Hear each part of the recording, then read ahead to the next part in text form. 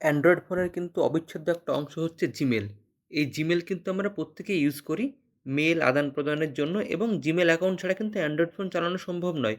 কিন্তু এই জিমেলের সাথে এমন একটা ট্রিক রয়েছে যেটা কিনা আপনার যদি ফোনে আপনি অন না করে রাখেন তো যেকোনো মুহূর্তে কিন্তু আপনার ফোনের সমস্ত গোপন তথ্য ফাঁস হয়ে যেতে পারে এবং জিমেলের এই সেটিংটি কিন্তু আপনাকে অনেকটা সেভ করবে, আপনাকে আপনার প্রাইভেসি রক্ষা করবে। তো চলুন সেটিংটা কী দেখে নিই আমরা পরপর।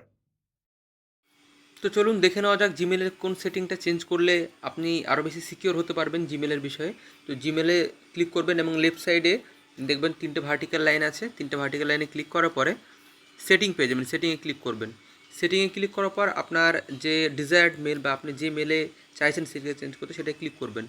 একদম স্ক্রল করতে করতে নিচে চলে আসবেন। নিচে চলে আসার পরে দেখবেন ডাউনলোড অ্যাটাচমেন্ট, এটা কিন্তু আমি ব্ল্যাঙ্ক করে রেখেছি। টিক মার্ক যদি দিয়ে রাখেন তাহলে কিন্তু ক্ষতি হওয়ার সম্ভাবনা প্রবল, কারণ এটার মাধ্যমে আপনার ফোনটা ট্র্যাকিং করা হতে পারে।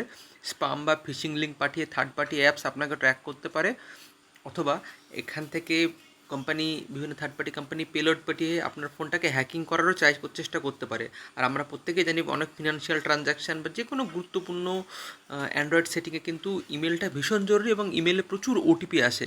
সুতরাং ইমেলটা সুরক্ষিত করতে না পারলে, যতটা ইম্পর্ট্যান্ট আপনার ফোন নাম্বারে ওটিপি সেভ করা, ততটা ইম্পর্ট্যান্টলি কিন্তু আপনার ফোনের ইমেলের ওটিপিটাকেও সেভ করা বা রক্ষা করা উচিত আপনার। সুতরাং এই টিকটাকে আপনি তুলে দেবেন, ব্ল্যাঙ্ক রাখবেন, তাহলে কিন্তু আপনার ফোনটা অনেক বেশি সুরক্ষিত হবে।